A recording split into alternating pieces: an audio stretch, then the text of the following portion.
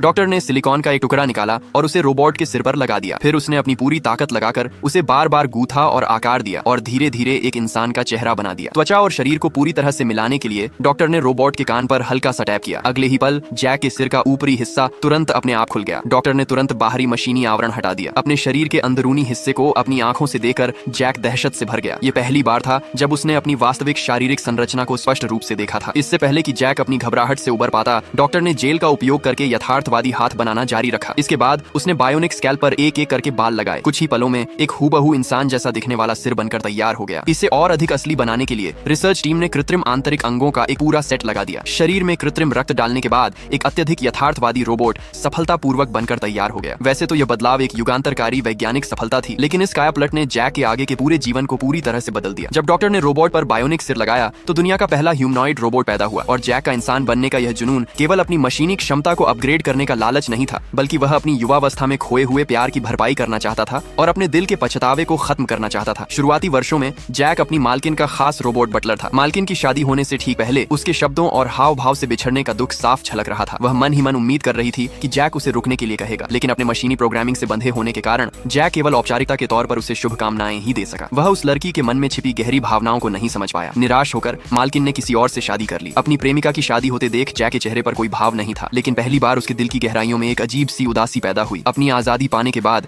Jack ने समुद्र के किनारे एक घर बनाया और अकेले रहने लगा और अपने पेंट ब्रश से दुनिया के नजारों को कैनवास पर उतारने लगा। लंबी अमृता ने उसे कोई खुशी नहीं दी, बल्कि यह एक अंतहीन जंजीर बन गई। उसके आसपास के दोस्त और रिश्तेदार एक एक करके बूढ़े हुए और दुनिया से चले गए। केवल वही हमेशा के लिए जीवित रहा, दिन रात अकेलेपन से जूझता हुआ। जीवन का अर्थ खोजने के लिए उसने पूरी दुनिया की यात्रा की और स्वतंत्र सोच वाले अपने जैसों की तलाश में दर दर भटका। लेकिन उसने केवल भारी संख्या में ऐसे रोबोट देखे जिन्हें या तो त्याग दिया गया था या वे शहरों के नियमों में बंधे मशीनी काम कर रहे थे। जब वह अचानक एक नाचती हुई महिला रोबोट से मिला तो जैक को एक पल के लिए लगा कि उसे अपना ठिकाना मिल गया है, लेकिन अंत में उसे पता चला कि उसके डांस मूव्स केवल पहले से सेट किए गए कोड थे। अकेलापन जैसे उसकी किस्मत में ही लिखा था। निराशा के इस पल में बायोनिक तकनीक पर शोध करने वाले डॉक्टर सामने आए। तरह तरह के कृत्रिम अंगों को देखकर जैक ने अमृता को छोड़ने का पक्का इरादा कर लिया, ताकि वह एक ऐसा आम इंसान बन सके जो बूढ़ा हो और जिसकी मृत्यु हो सके। पहले बदलाव के बाद जैक को एक इंसान का रूप मिल गया, लेकिन वह अभी भी खुशी, गुस्सा, दुख या आनंद नहीं समझता था और न ही भावना में बहकर आंसू बहा सकता था। पुराने घर लौटने पर उसने देखा कि उसकी पुरानी प्रेमिका अब सफेद बालों वाली एक बूढ़ी औरत बन चुकी थी। उसकी हूबहू शक्ल वाली पोती सारा ने जैक के दिल में फिर से हलचल पैदा कर दी।